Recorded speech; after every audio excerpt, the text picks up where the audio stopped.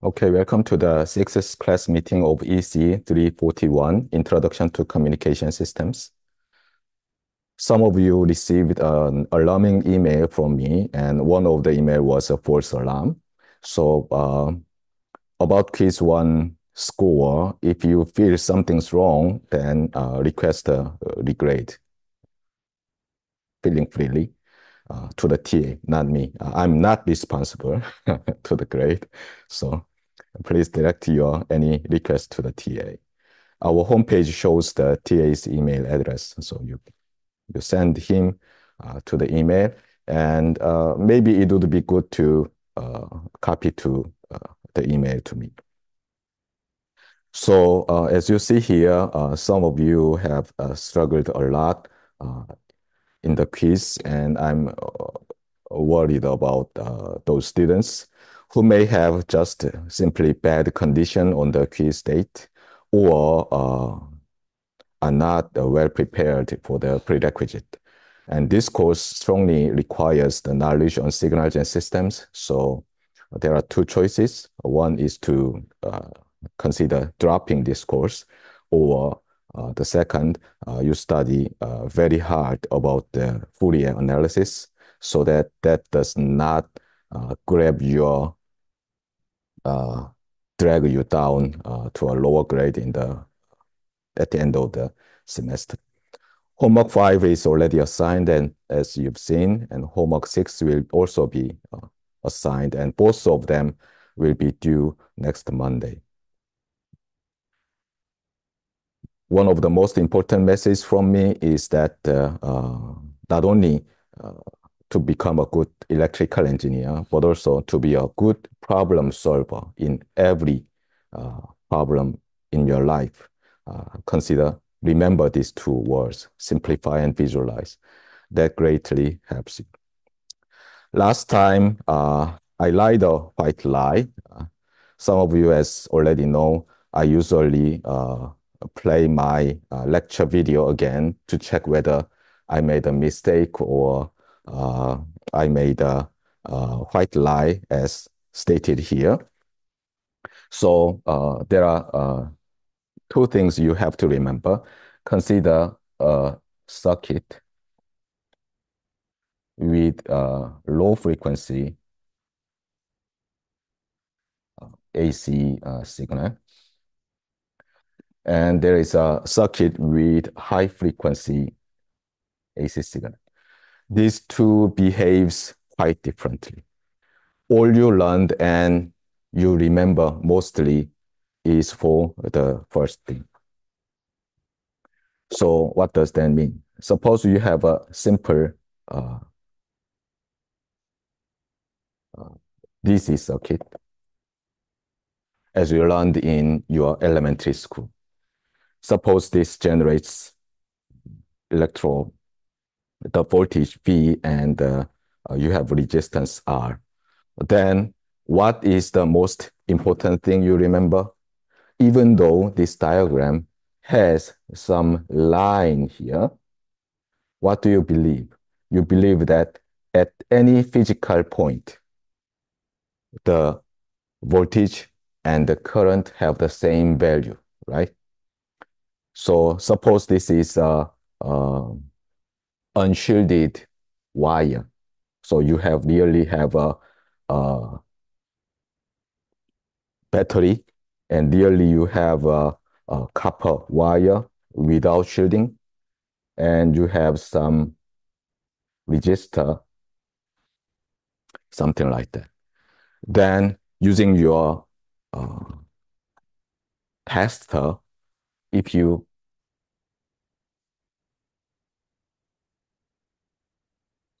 connect your probe at these 2 points, what do you believe? There will appear the same, almost same voltage drop as this battery generates. And you also believe that even though you move these points to that point and that point, the value is the same, right? And that is your concept. However, that is a white lie. It only is true when the current or voltage, if you want, has very low frequency contents. Got it? Then what happens when you have a very high frequency component?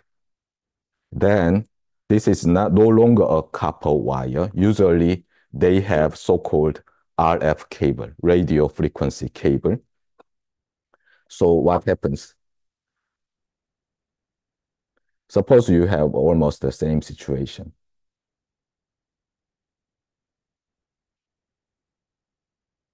Then you have to remember that since the wavelength of the signal is comparable to the length of this wire or cable, what happens is that at this point, at that point, at this point, they have the different phase angle.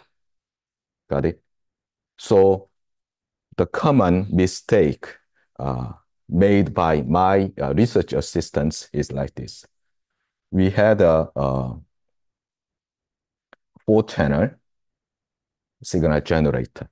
So this is a 4-channel signal generator. And my old, who already graduated, his boss, not me, you know that Sasu, set up a system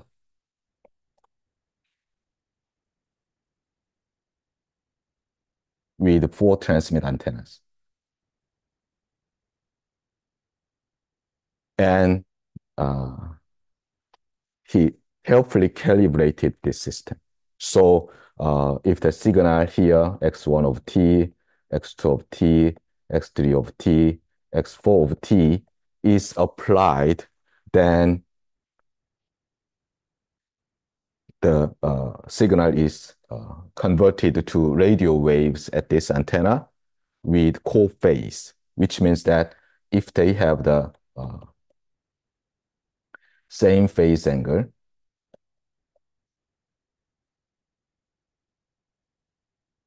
then x2, 3, 4,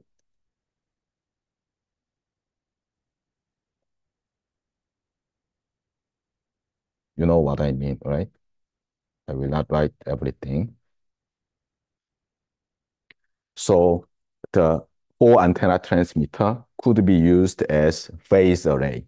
So if you change the phase, really the wave directs the transmission angle. However, the new TA, who already graduated long ago, just had this idea. So what happened is that the new TA replaced these RF cables, assuming that the length of these cables doesn't matter. However, the carrier frequency of these signals was around 3 gigahertz. What does that mean? As you all now remember, wavelength is around 10 centimeters. And these wires had, not wires, the RF cables had lengths much longer than this one. And the old graduated student carefully chosen the same length RF cables so that the length of the cables do not affect the generated radio wave.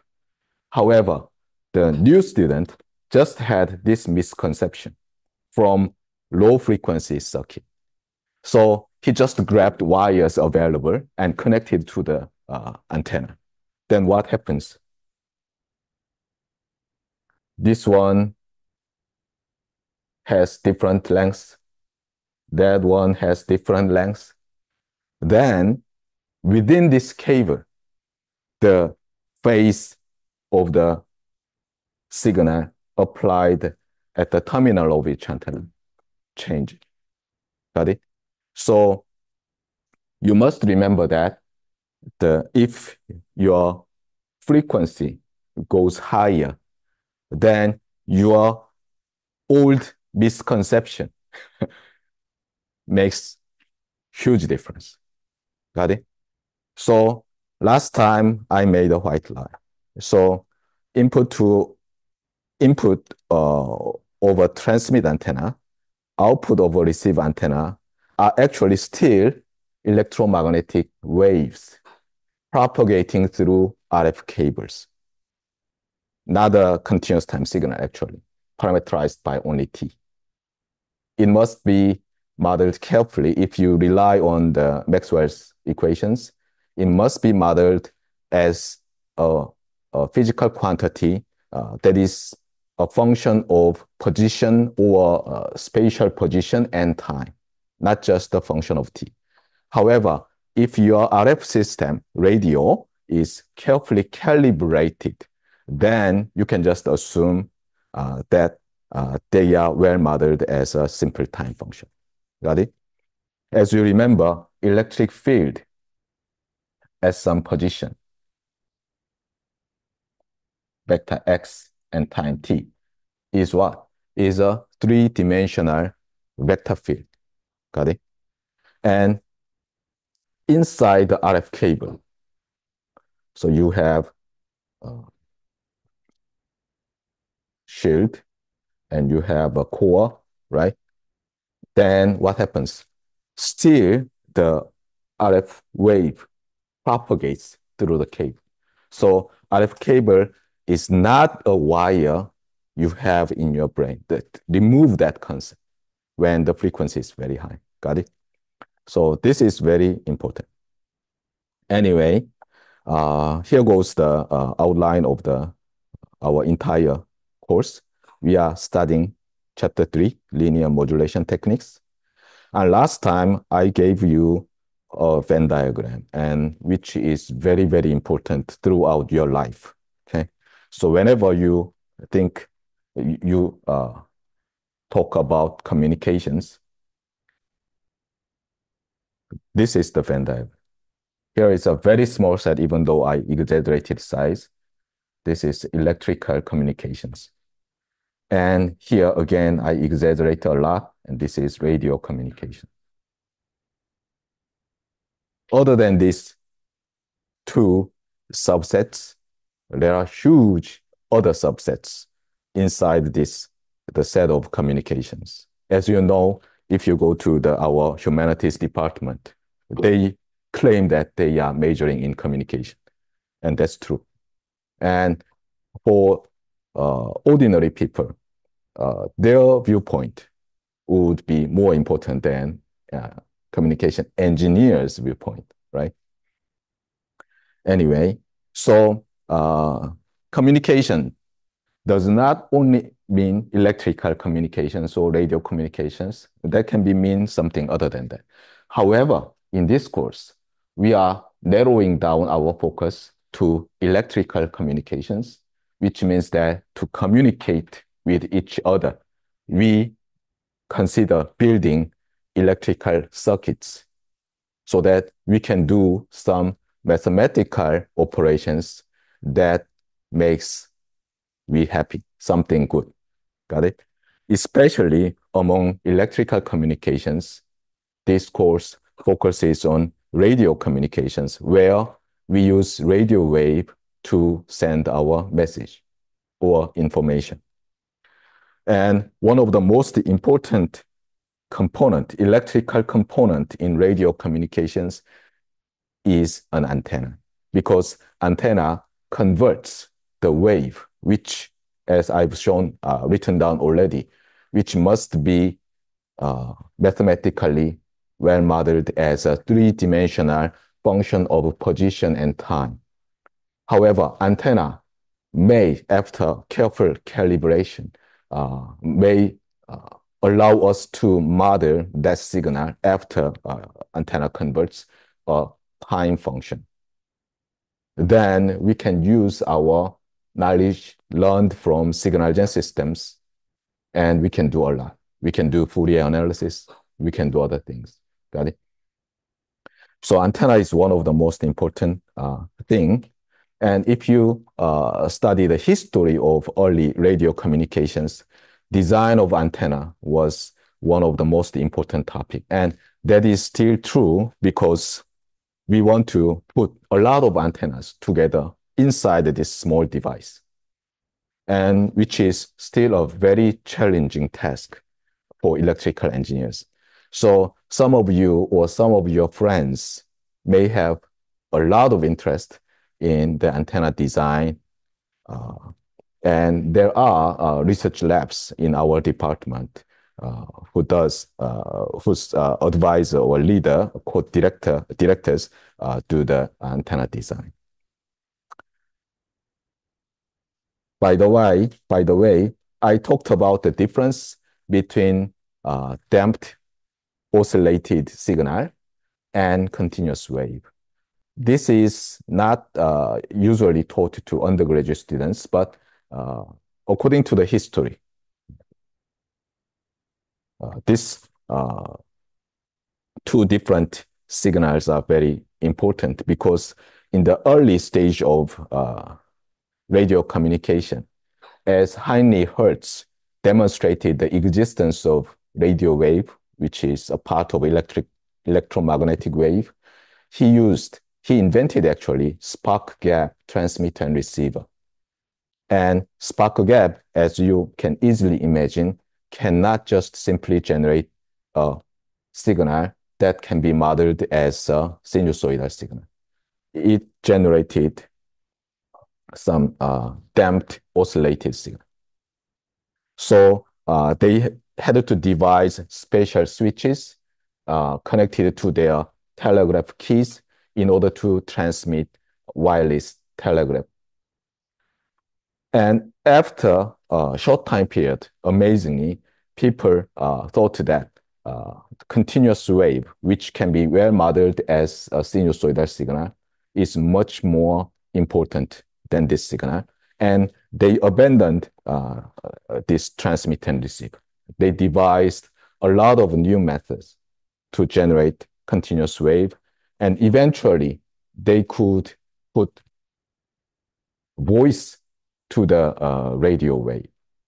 Consider that if you can only generate some pulsed damped oscillated signal, how can you put your voice to this? Because it has some zero signal period, right? Your voice cannot be synchronized. You cannot synchronize to that one, and voice communication is impossible. However, as we will see in this chapter 3, after the invention of continuous wave, which means that after the invention of devices that can generate sinusoidal signals steadily, people could put speech signal, human voice on radio, and that started radio broadcast. So here goes the preview. Today, we are going to see why modulation is important, why modulation is required. But the problem is that you don't know what does that mean by modulation, even though you heard about 변조 in Korean in your life. So I will talk about that, and especially will emphasize the baseband signal, passband signal, and their differences. And also, I will talk about one of the most important rule of thumb about the relation between antenna size and the radio wave that can be power efficiently transmitted or received by the antenna. So let's see. So the first question is, as shown here, why modulation necessary? The problem is that what is modulation?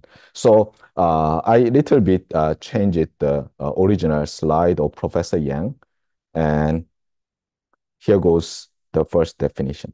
Suppose we have a signal x of t that is a function of time, and this signal is now classified or defined as a baseband signal. What does that mean by x of t is a baseband signal? This is strongly related to its Fourier transform, and you know what does that mean, right? Remember your synthesis equation. synthesis equation says that a continuous time signal, so left-hand side is a time function, can be what? Rewritten as a sum, kind of sum. Whenever you see integration, just convert it to a sum of many, many terms. That appears much intuitively. So you have what? You have a sum of complex exponential, complex sinusoidal signals with frequency f. And see that this is a function of t. So right-hand side must be a function of t. Where is your function of t? Here. Okay. So you have a lot of some scaling factor.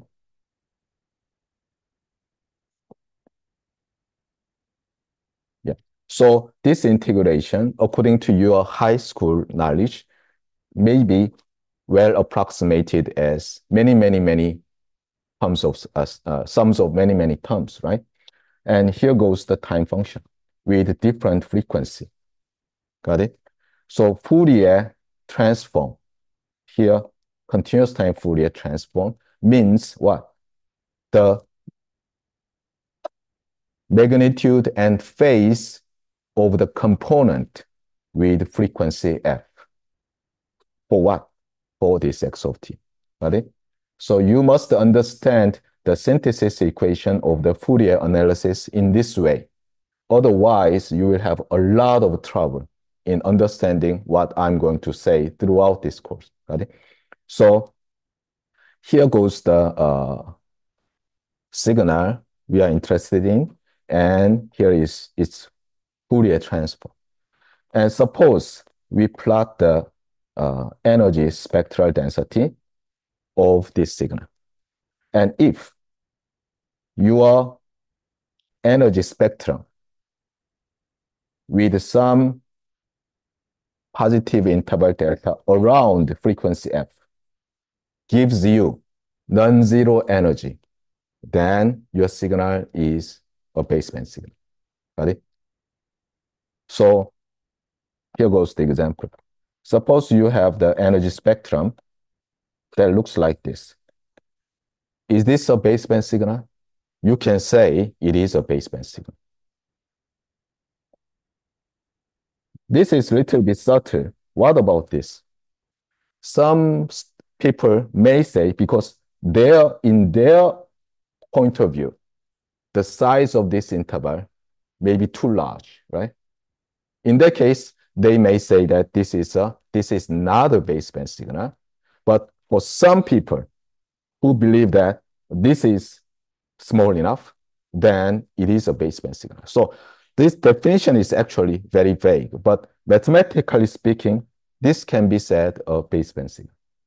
Now, what about this? Suppose you have an energy spectrum that looks like this. Then almost everybody will agree that this is not a baseband signal. Got it? So let's define baseband signal, even though it's not practically well defined, but let's mathematically define a baseband signal like this. Now, what happens if you apply a baseband signal? So you generate a circuit that generates a baseband signal, and you connect somehow the signal through an RF cable to an antenna. What will happen? Of course, according to Maxwell's equations, I will never write it, but this antenna will radiate radio wave. But how much power will be transferred to this antenna, and how much power of radio wave will generated? So this is very important. And here goes the rule of thumb I mentioned already. The rule of thumb is very simple. An antenna may, not always, so may radiate a radio wave power efficiently or energy efficiently if its size is of order or same order or similar order of the wavelengths of its signal to be generated. What does that mean? If frequency is 0, what is the wavelength? Infinity, right? What does that mean? In order to convert, in order for an antenna to convert the DC current to a radio wave, it's almost impossible, practically, right? Now, you remember my request, right? If you have 3 gigahertz radio wave, what is the wavelength? 10 centimeters or 0.1 meter, right? And interestingly, your cell phone has several, actually not just one or two, several radio transmit and receivers. And for Wi-Fi, the carrier frequency is around 2.4 gigahertz or 5 gigahertz or 6 gigahertz. What is the range of the wavelengths? As you see that if 3 gigahertz has 10 centimeter wavelength, 6 gigahertz has 5 centimeter. And interestingly, your handheld device is of almost the same order with the wavelengths. What does that mean? We are very lucky, actually, right? We have this size, right? We do not want this one much bigger than our height, right? So fortunately, this size of radio can efficiently, if well designed, the antenna can very power efficiently generate radio wave and receive the radio wave. And now, this is what I mean. What if we want to radiate 3 megahertz signal? So what happens if we want to use an antenna that converts 3 megahertz RF signal to a radio wave? This rule of thumb means what? Because this is 10 to the 3, right? Times. So 100 meter size antenna can efficiently generate, transmit, and receive this signal if we want to generate 3 megahertz radio wave. And 100 meter antenna, have you seen? Not 100 meter, but you've seen from some pictures. Suppose this is the Empire State Building in New York City. What is on top of this building? Antennas, right? On our Namsan Mountain in Seoul, what do we have? We have a tower, and even though it is now almost removed, but it was used to transmit AM and FM radio broadcast. And there was a very large antenna. And still, the size of antenna may not be of this order. And you must remember that our South Korea, the Republic of Korea, has AM radio broadcasting carrier frequency around this range. And as you see that this is 0.5 megahertz, and this is 1.6 megahertz. What does that mean? It's lower than this one. So if we really wanted to very power efficiently transmit AM radio broadcasting signal, we needed very, very huge antenna. However, it's not easy to build. So what did we do? We sacrificed our power efficiency. But anyway, still the signal is radiated. So as I suggested, if we go to the Homigot, the Cape Homi, then what do you see? On the coast, you will see the Korean broadcasting system's very huge transmitting antenna to transmit radio broadcasting signals and TV signals to the ships on the East Sea and to the station in Ulung Island. It's really around 100-meter size. And that, even though power efficiency is not amazing, but it can radiate very low frequency compared to our Wi-Fi signal, low frequency signal. Got it? So please remember this rule of thumb. So the story is like this. You remember Heinrich Hertz spark gap. That is not that large. If you go to the National Science Museum in Daegu, around Digest, we have a National Science Museum, and they have the copy of Heinrich Hertz spark gap transmitter and receivers. I really want to go all together, renting a bus and putting you together. And one day we go to the National Science Museum in Daegu, and also one day on Homigot, but I have no money to do that. Let me ask the department, okay? So if we go there, the size is around this one. Receiver is only this size. What does that mean? It cannot power efficiently transmit and receive high frequency signals. Low frequency signals, right? However, in the early stage of radio communication or something, people could not generate high frequency signal, which allows a small antenna size. So it was very hard to detect actually the presence of radio wave, because antennas were not power efficiently transmit and receive the radio wave. But anyway, they were successful, and now we are living in the era of radio communications. Anyway, so suppose you want to build some handheld device that can be used as a radio. Radio means an electrical equipment that generates or transmits or receives radio wave. Then you have to consider the antenna size, and you have to consider the efficiency of your antenna.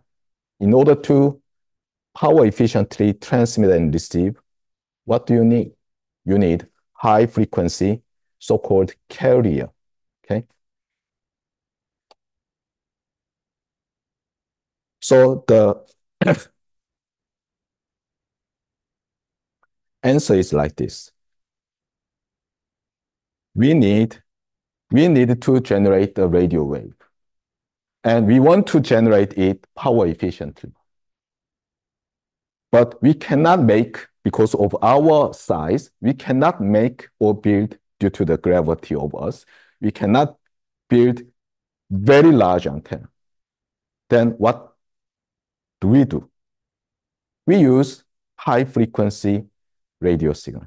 We cannot just connect for example, our voice signal to the antenna. So we can't do this. So this is me. And this is my voice. And here is our microphone, which converts my acoustic signal to electrical signal. And suppose I amplify and connect to some antenna. What will happen? Now you have tools in your toolbox. So think in frequency domain. What would be the highest frequency contents of my voice signal without doing anything else? As you know, our auditory system can hear around what? Around 22 kilohertz. And my vocal cord and tract can generate around maximum 6 kilohertz or something. Suppose just 3 kilohertz. Now, what would be the size of an antenna that can power efficiently convert this electrical signal to a radio wave? See that? 3 gig, 0.1 meter. 3K, how many times? 10 to the 6, right? Which means that you need this large antenna to power efficiently convert my speech signal, which is actually converted to electrical signal, to a radio wave. So it's not possible. Without doing something, it's not almost impossible, but not easy to convert my speech signal to an electrical signal and radio wave. Then what do? We know that high frequency signal can be power efficiently transmitted or received by an antenna of our practical size. What do? That is modulation. So we start like this. Okay. Around 100 meters, around 10 meters, around 1 meter or 0.1 meter. We can build our antenna. What would be the frequency of the radio wave that can be power efficiently generated? 3 gig, right? 300 meg, 30 meg, right? 3 meg, something. But our voice is much lower frequency. And how fast you key the key of your telegraph? Probably you cannot change your key 3 million times per second, right? So in the early stage of wireless telegram and wireless voice, 3 megahertz was impossible for the signal to be transmitted. But in order to have power efficient transmission reception of the radio wave, we needed this high frequency signal. What do? So what we do is this. We just generate high enough frequency signal. So suppose 3 megahertz signal we generate. So as I just told you, this is 1 sec and 0. How many 0 crossings per second with this 3 megahertz sinusoidal signal? 6 million times, right? See that? 6 million times per sec, 0 cross. Anyway, then what do? You know that this signal with, for example, 3 megahertz,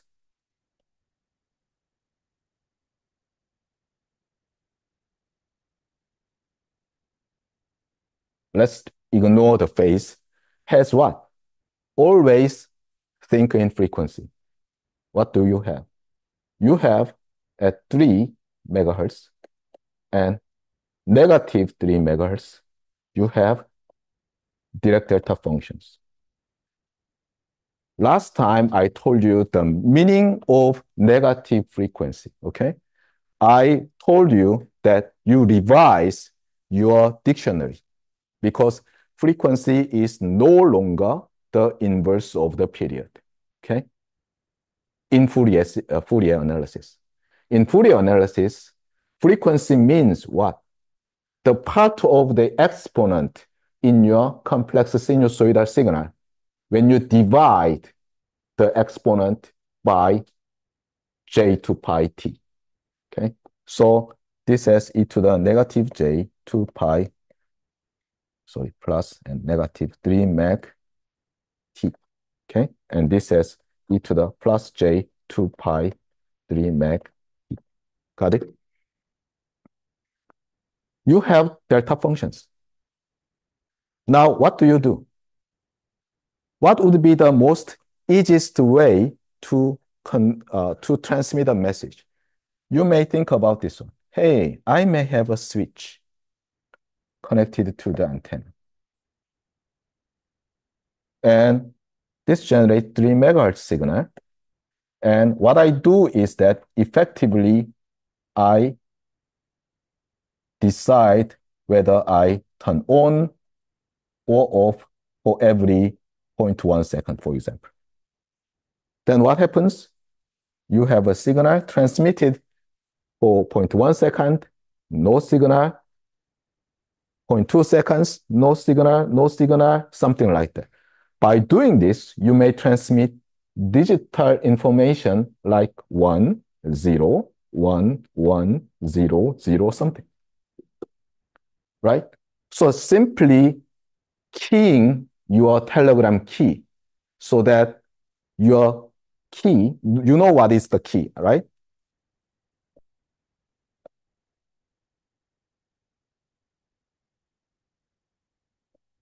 So if you push the key, then the circuit is turned on and off. By simply connecting your key and using the key as an on-off switch, you can transmit message as far as you have what? A continuous wave signal, right? Then what happens to the spectrum of this signal? So let's say that this is x of t, sorry, this generates x of t, but actually the applied signal is x tilde of t. What would change to the spectrum? So before doing anything to your continuous wave signal, which is now going to be called a carrier, in Korean, 반송파, carrier.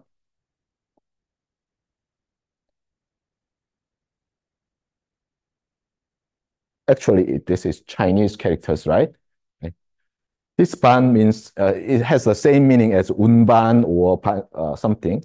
And this is send and wave, right? Not the carrier in 항공모함, okay? It's our CW signal will be called carrier. And if you do some on-off keying, this is type of thing is called on-off keying, okay? What happens in the frequency domain? That is very important. What happens in the frequency domain? If your keying speed is not large enough, then still most of your signal energy, or in this case, power, is around these two frequencies.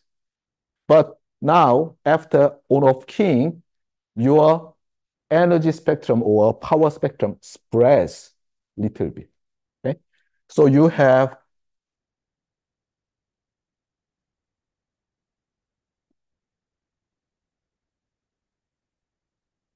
actually, precisely speaking, power spectral density is no longer direct delta functions in the frequency domain.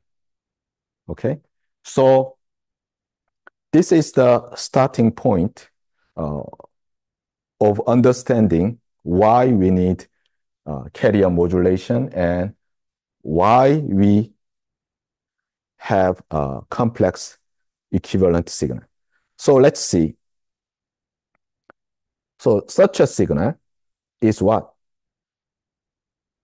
If the energy spectrum or power spectrum of a signal looks like that, is that a baseband signal? No, it is not a baseband signal. Then what is the name of this kind of signal? This kind of signal is called a passband signal or bandpass signal. Got it? So if the signal is not a baseband signal, you may just consider signal as a passband signal.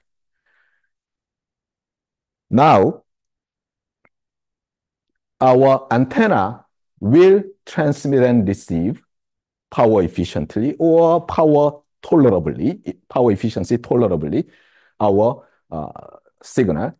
But as I told you, the signal applied to the antenna can be, under our white light, can be thought as a what? Real valued signal. Now, our signal is real valued and our signal is passband signal. Then what do we have? We have x of t real valued passband signal. Now, in the frequency domain, what do we have? First, real valued signal has what? Conjugate symmetry in the frequency domain. What does that mean? X of negative f is same as x of f. So 100 megahertz component and negative 100 megahertz component has what? Conjugate. They are conjugate pairs. Okay. Now, passband means what? The spectrum looks like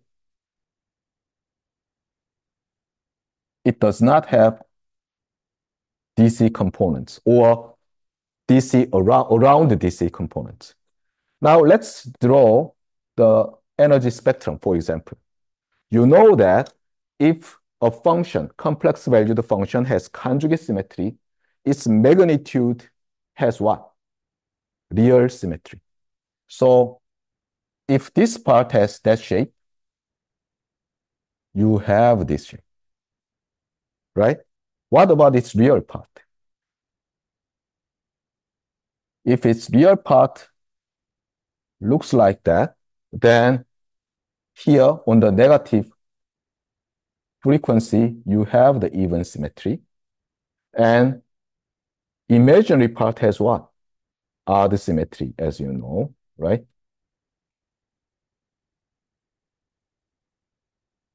Something like that.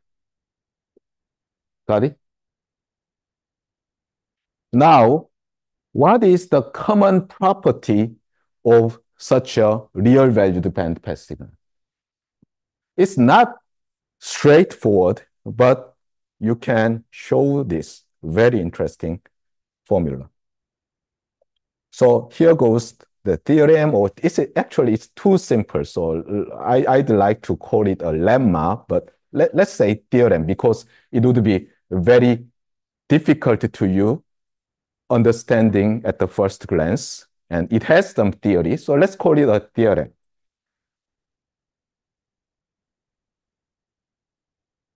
Real valued, I will just say real valued bandpass signal or passband signal, bandpass signal x of t can be rewritten as x of t equals the real part of some signal xc e to the j 2 pi fct, where xc of t is a complex baseband signal, complex valued baseband signal,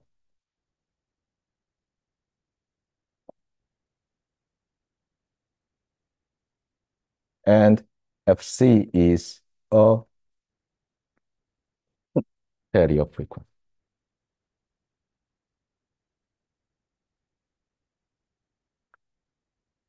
This is one of the most important results in radio communications.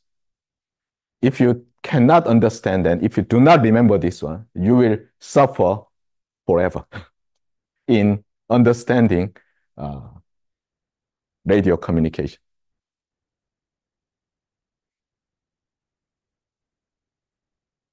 So here you have to be careful.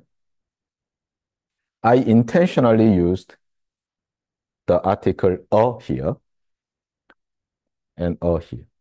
What does that mean? It means a lot, actually. I didn't use "the" here, okay? It means given a real valued bandpass signal, it is not unique. Okay? The pair of complex baseband signal and the carrier signal is not unique. You may have different choices. However, if there exists such a pair, you can rewrite real bandpass signal as the real part of a complex baseband signal. And what is this one? This does in the frequency domain, right shifts this xc of t. So let's see this. Suppose you have generated somehow, okay? Even though our real world circuit cannot generate a complex signal, suppose you conceptually have a complex baseband signal, and suppose you have some multiplier that multiplies these two complex signals. So this is a complex baseband signal, and this is a complex sinusoidal signal. Now, what happens at the output? Of course, in the time domain, output is very simple. But I'm not asking your question in the time domain. In the frequency domain, what happens? So let's consider the Fourier transform of this complex baseband signal. It may look like that. It may have some energy spectrum like this. Be careful. I no longer draw this energy spectrum of complex baseband signal as a symmetric signal because only real valued signal has what? Symmetry in magnitude of the Fourier transform, right? So I intentionally have drawn non-symmetrical energy spectrum for this complex baseband signals magnitude scale. Got it? Now, what happens at the output? At the output, suppose this is much larger than this B and positive, then here around frequency FC, you will see what? As you learned from signal gen systems, you have something like this. So this signal is translated to the right in the frequency domain by f sub c. Got it? But in general, this is complex valued. This signal is complex valued. And of course, the Fourier transform is complex valued. I cannot draw complex function here. So that's why I just have drawn the magnitude square. Got it? Now, you understand what is this signal? What this signal looks like in the frequency domain. The signal has what? Suppose this is the frequency axis and this is 0, and you have f sub c. The signal has most of the energy around this f sub c. Got it? Now, what happens if you take the real part of it? This real part operation is very tricky. And as I once told you, real part of complex number z equals what? Z plus z conjugate divided by 2, right? So now let's substitute complex baseband signal xc of t times e to the j2 pi fct in here. Now, just it's a mechanical that you just replace this g with this product.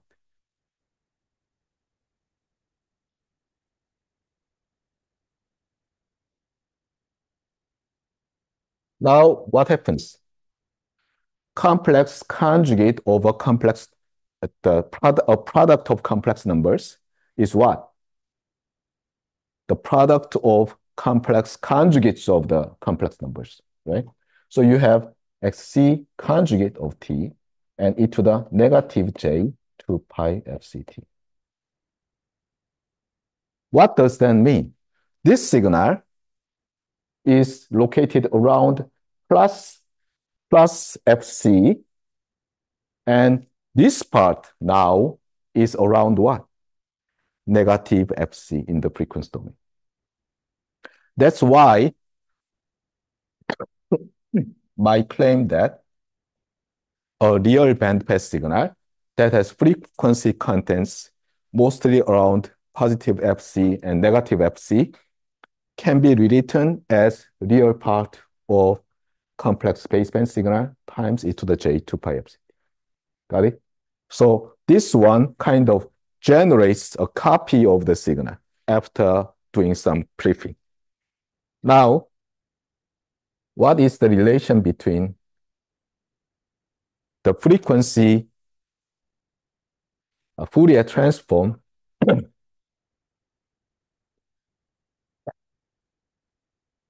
of this complex baseband signal. Oops, what is this? So let's say xc of f as the Fourier transform of this complex baseband signal. Then let me ask you, what is the Fourier transform of this one, xc conjugate of t, in terms of the Fourier transform of complex baseband signal? And as you learned in signal-gen systems and as you reviewed for your first quiz, what? If you put conjugation, you have conjugation and frequency reverse. So this is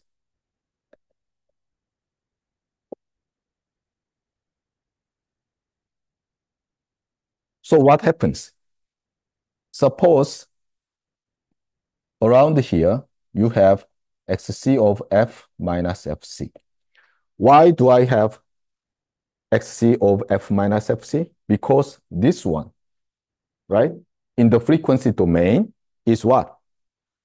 X of c of f translated to the right by fc, right? Now, what about this one? First, you think about Fourier transform of this one. What is that? That is frequency reversed complex conjugate of that one. Now, what happens if you multiply e to the negative j2 pi fct?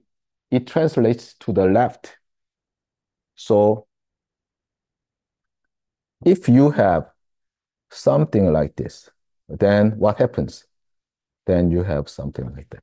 Of course, this should be complex value signal. That should be complex value signal.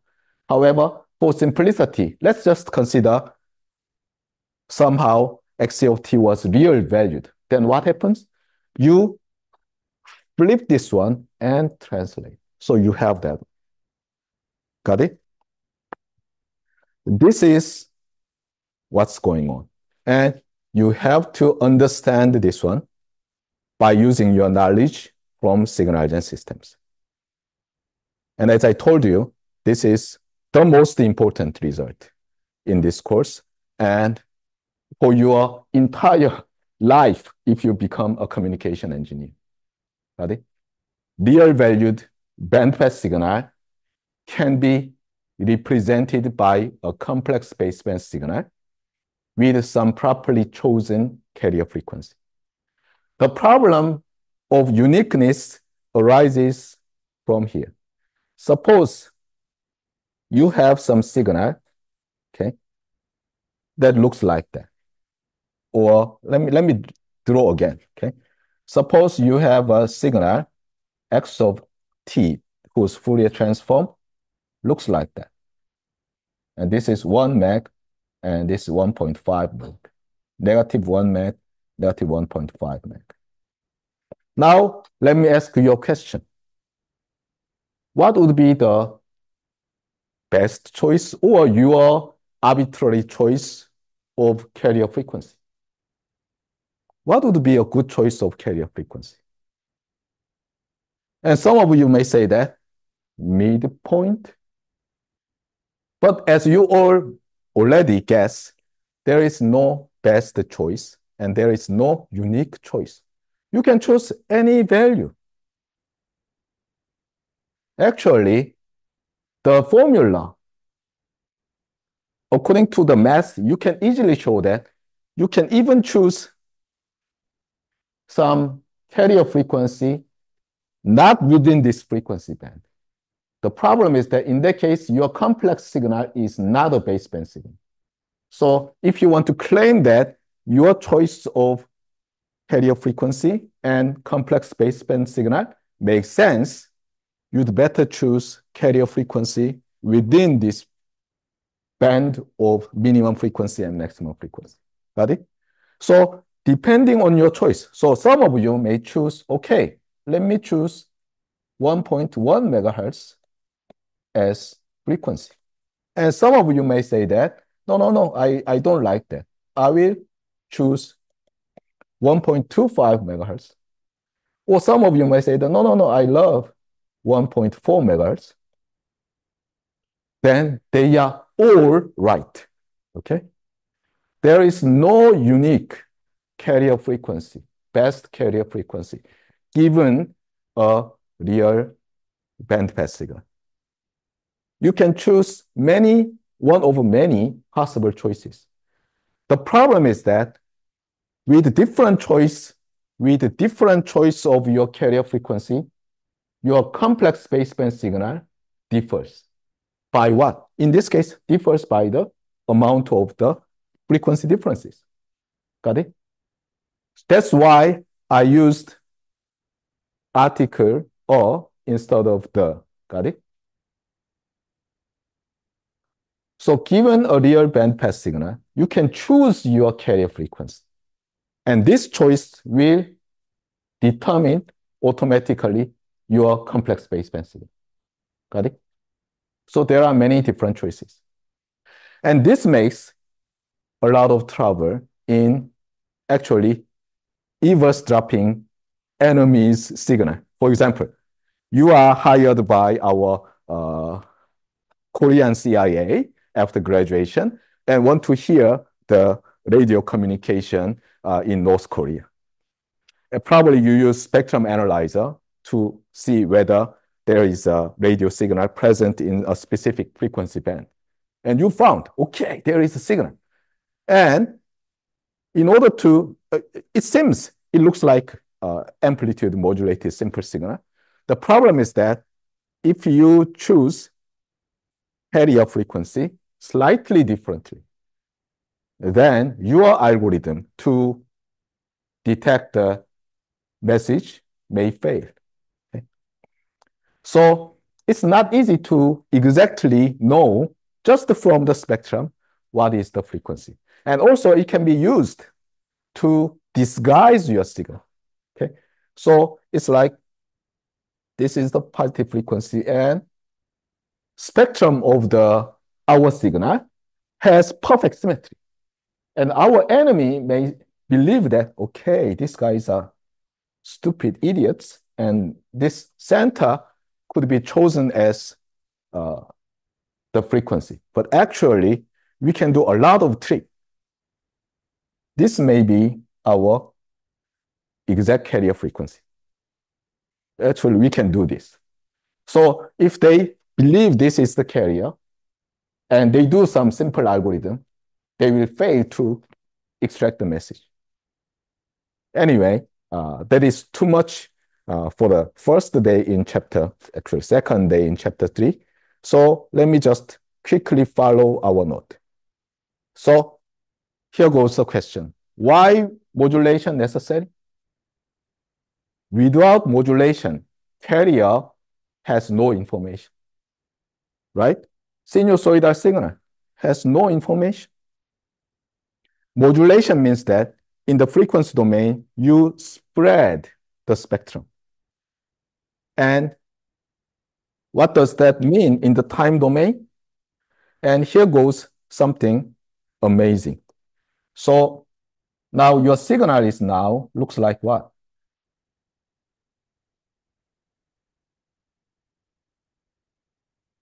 And now what you do is that let's rewrite xc over t as xi over t plus j xq over t. Here, this is the real part of xc, and that is the imaginary part of xc. And these two are now real valued. Now, you have what? Cosine 2 pi fct plus j sine 2 pi fct. Now, you have 4 terms inside the real part operation, but real part operator removes the 2 imaginary components, and you have what? You have xi of t cosine 2 pi fct minus xq of t sine 2 pi fct. This is one of the simple consequences of our theorem. Let's call it a corollary, 그러려니 in Korean. Say that a real valued bandpass signal has the in-phase component that is multiplied by cosine 2 pi fct and the quadrature component that is multiplied by negative sine 2 pi fct. So whenever you have a real bandpass signal, actually you have something multiplied by cosine and something multiplied by sine. Isn't it interesting? Another thing is this one. Let's use our polar coordinate. So let's say that we have the modulus and e to the j phase of x of t. And simply, let's say that this is theta of t, this angle, theta of t. Then what happens? You can rewrite this one as what? X of t, let's say that this is a of t. You have real part of a of t, e to the j, 2 pi fc t plus theta of t. Now you use the Euler's identity. What happens? This becomes cosine plus j sine. But this is real valued. What happens if you take the real part?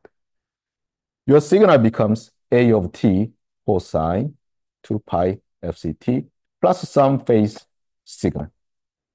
So sometimes real valued bandpass signal can be rewritten as in this form. Sometimes same real bandpass signal can be rewritten in this form. Got it? It's like this is in Cartesian coordinate. This is in polar coordinate. Got it?